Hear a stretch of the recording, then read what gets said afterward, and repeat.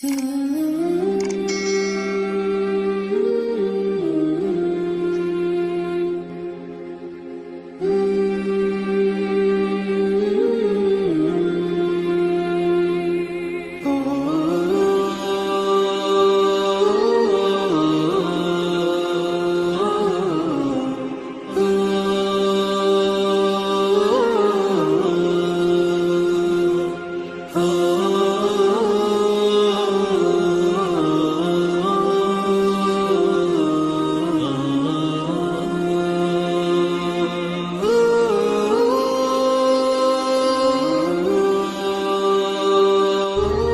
اللہ الرحمن الرحیم۔ السلام علیکم ناظرین، اس وقت ہم اسکردو بلتستان میں ہیں اور یہاں کے ایک اہم دینی اور علمی مرکز جامع نجف میں ہیں۔ السلام علیکم ناظرین، میں ہوں آغا زمانی اور اس وقت میں اسکردو بلتستان میں ہوں، اور میرے ساتھ بلتستان کے معروف عالم دین علامہ شیخ سجاد حسین مفتی صاحب تشریف فرما ہے۔ آپ مدرسہ جامع نجف کے مدرس ہیں اور آپ کئی کتابوں کے مصنف بھی ہیں۔ آج ہم نے چاہا کہ اپنے چینل کے ناظرین سے محترم شیخ صاحب کے زرعی خیالات شیئر کیے جائیں۔ میں قبلہ شیخ صاحب سے گزارش کروں گا کہ اپنے زرعی خیالات ہمارے ناظرین سے شیئر کریں۔ بسم اللہ الرحمن الرحیم، وعلیکم السلام۔ میں آپ کا سب سے پہلے بہت شکریہ ادا کرتا ہوں کہ آپ وہاں سے ہم پر تشریف لائے اور اس حقیقت کو اس سے قابل سمجھا اور یہ اعزاز بخشا کہ میں آپ کے ساتھ کچھ گفتگو کر سکوں۔ تو اسلام کے بلتستان آمد اور یہاں پر اسلام کی ترویج اور اشاعت کے حوالے سے ایک مشہور قول ہے، وہ یہ ہے کہ آج سے تقریباً 700 سال پہلے 8ویں صدی ہجری میں سید علی حمدانی کے ذریعے سے اسلام پھیلا، لیکن تاریخ یعقوبی کے جلد دوم میں امام علی رضا علیہ السلام کی وفات کے تذکرے سے پہلے والے پیراگراف میں یہ ہے کہ اسلام یہاں پر سنہ 220 ہجری میں پہنچ چکا تھا۔ وہاں پر یہ ہے کہ اس زمانے میں واقعات میں یہ لکھا ہے یعقوبی نے کہ 220 کے واقعات میں سے یہ ہے کہ اس سال تبت کا بادشاہ مسلمان ہوا۔ اس نے اپنے پرستش کیے جانے والے بت کے مجسمے کو سونے کے آ کر مامون کے خدمت میں پیش کیا۔ مامون نے اس بت کے مجسمے کو کے سونے کو بیچ کر کعبہ پر خرچ کرنے کے لیے کعبہ کے لیے بھیج دی۔ تو یہ بات ہے کہ تو یعقوبی سید علی حمدانی کی پیدائش سے کئی سو سال پہلے خود دنیا سے وفات پا چکے ہیں۔ اس کی تاریخ میں معتمد عباسی تک کا واقعہ ہے، یعنی 256-59 تک کا۔ تو اس زمانے میں یہ جو تاریخ لکھی تھی شاہ سید علی حمدانی کی وفات سے کئی سو سال پہلے، تو اس میں یہ بات کہنا کہ تبت کا بادشاہ مسلمان ہوا، اس نے بت کو بھیجا، اور ان واقعات میں یہ ہے۔ اس تاریخی حوالے کی طرف تقریباً آج تک کسی نے توجہ نہیں دی ہے۔ تو لہٰذا میرے ذہن کے مطابق جہاں تک میرا ناقص مطالعہ ہے، بلتستان میں اسلام عصر عباسی کی امام رضا علیہ السلام کے زندگی کے آخر تک یہاں پر پہنچ چکا تھا۔ یہاں کا بادشاہ مسلمان ہو چکا تھا، تو یقیناً بادشاہ مسلمان ہوا یہاں کا، تو بہت سارے اس کے درباری بھی، ماننے والے بھی، عوام بھی مسلمان ہو چکے تھے۔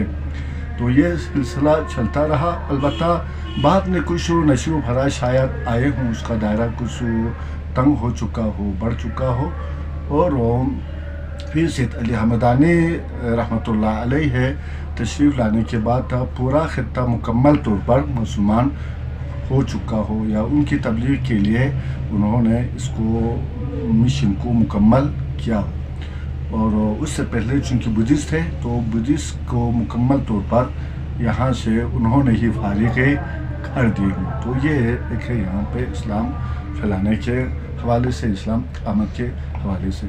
یہ بات یاد رکھنے کی ہے کہ تبت کے 3 حصے ہیں. ایک چین میں ہے، ایک کچھ حصہ ابھی ہندوستان میں ہے، اور کچھ ابھی یہ بلتستان میں ہے. کرگل لداخ کے کچھ حصہ اور بلتستان. تو اسلام اس پٹی پہ ہے، چین والے میں نہیں ہے، اور ہندوستان کے دوسرے لسا وغیرہ ابھی اسلام نہیں ہے. تاریخ کی بھی کوئی گواہی نہیں ملتی کہ وہاں پر اسلام ہو. تو ان 2 چیزوں کو ملا لینے پر یہ نظریہ قائم کیا جا سکتا ہے اور درست نظر آتا ہے کہ اسلام یہاں پر 700 سال پہلے نہیں بلکہ تقریباً 1100 کچھ سال پہلے ہی گئے ہیں، 1200 سال پہلے ہی گئے ہیں. یہ ایک بات ہو گئی. اس کے بعد یہاں پر سید علی حمدانی کے بعد دوسری برادران تشریف لائے، اور اس کے بعد مسلسل ایران سے یہاں پر مبلغین کا سلسلہ جاری رہا.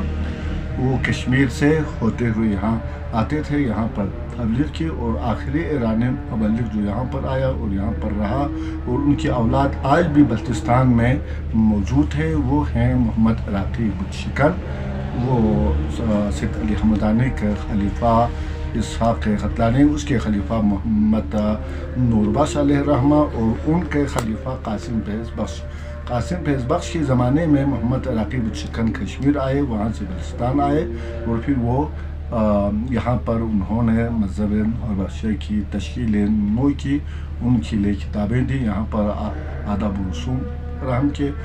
وہ خود کشمیر میں رہے، ان کا آستانہ کشمیر میں ہے، اور یہاں پر ان کی اولاد رہے. اور اس وقت بلتستان میں جو اکثر سادات موسوی ہیں وہ انہی کی ہی اولاد ہیں. صحیح شمس الدین عراقی کے. جی شمس الدین عراقی کی ہیں، اور ان کا مرکز ان کے یہاں سے واپس کشمیر جانے کے بعد ان کے اولاد کہاں پر رہے، اور انہی میں ہی آج تک بلتستان میں مذہب صوفیہ کے نوربخشہ برادری کی جو پیران پیر کا سلسلہ ہے وہ انہی کی ہی اولاد ہیں، اور مرکز ان کا کرس میں رہا.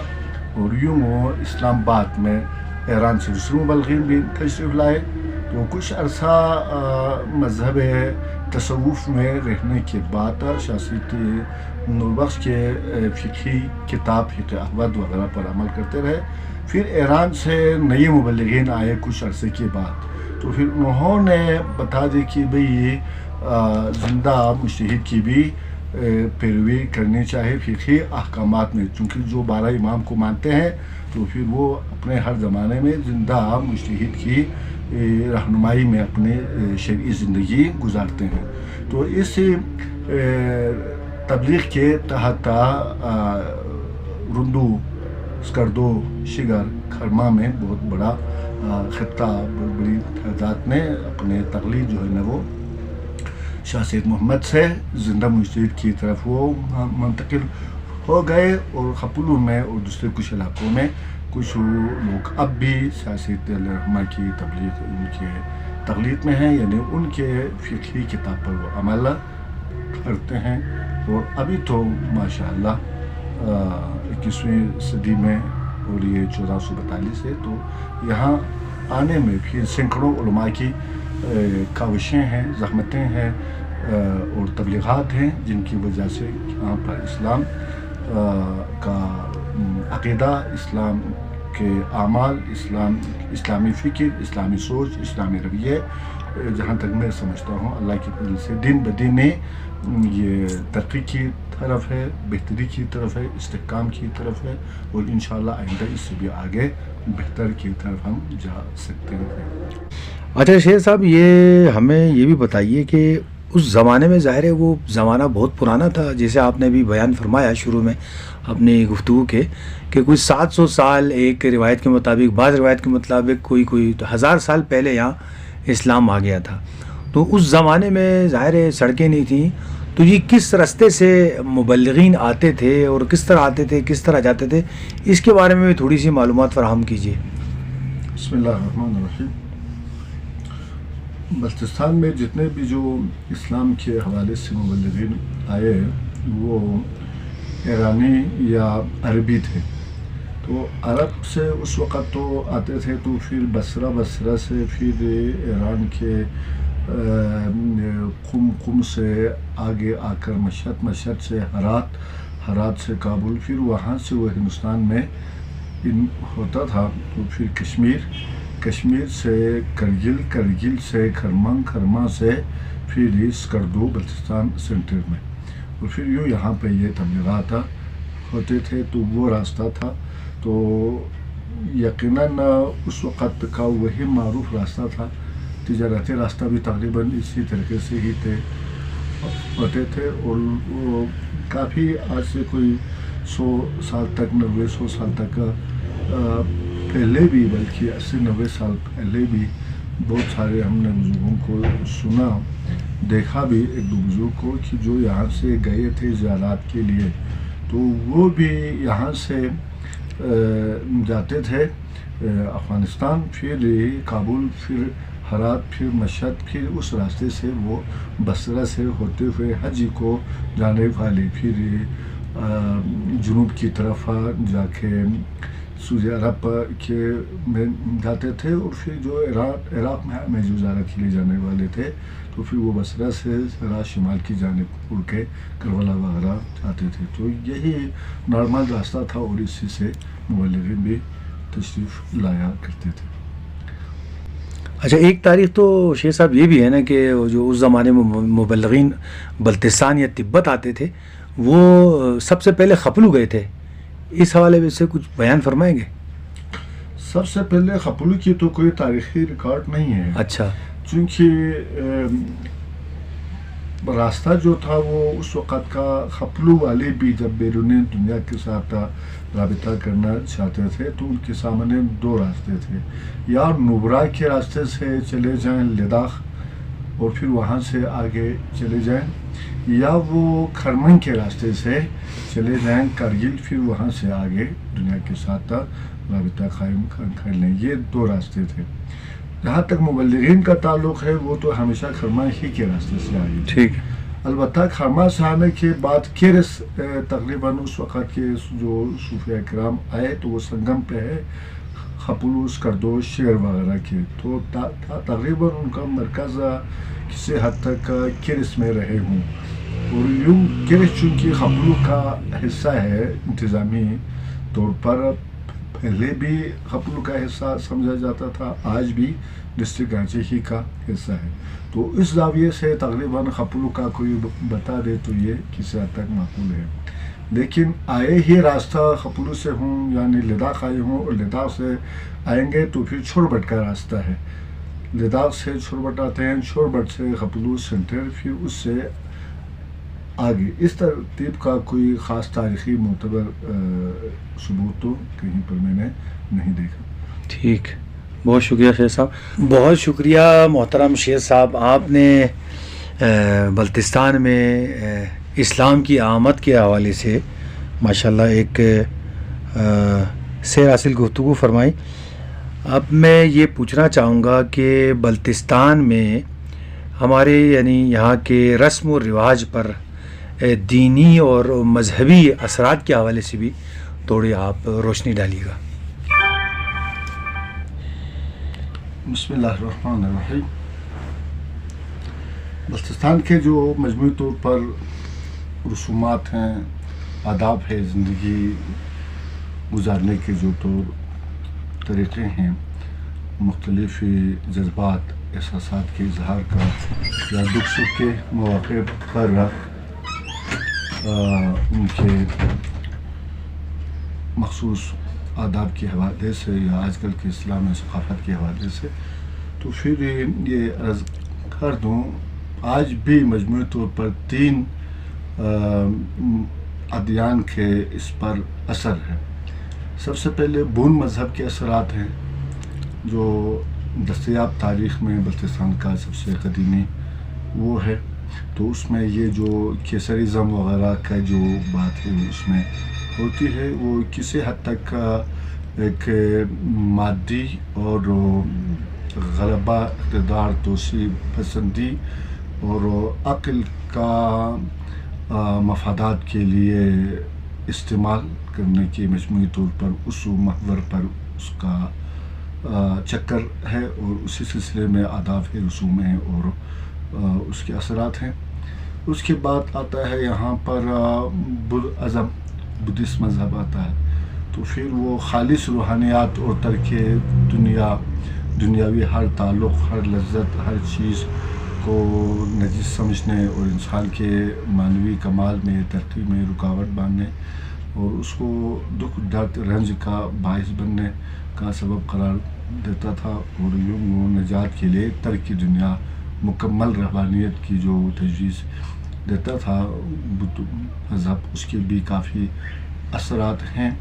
اور اس کے بعد جب اسلام آیا تو پھر دنیا اور آخرت، جسم اور روح، اور ان دونوں میں اسلام نے جو متوازن، متعادل اور توازن پیدا کیا، تو اس کے بھی اثرات ہیں۔ اور اس وقت غالب اثرات اسلام ہی کے ہیں، چاہے وہ خوشی کے تقاریب ہوں، چاہے وہ غم کے تقاریب ہوں، چاہے وہ جیسا بھی ہوں، پیدائش کے حوالے سے ہوں، وفات کے حوالے سے ہو، فتح کے ہوں، جس حوالے سے بھی یہاں کی جو ثقافت ہے، آداب ہے، رسوم ہے، وہ اسلامی تعلیمات سے بہت ہی زیادہ متاثر ہیں۔ البتہ ان میں کچھ لوگوں کے رویوں میں، آداب میں اور ذرا سوچ وغیرہ میں بدھسٹ اور بدھ مذہب کے بھی اثرات دکھائی دیتے ہیں۔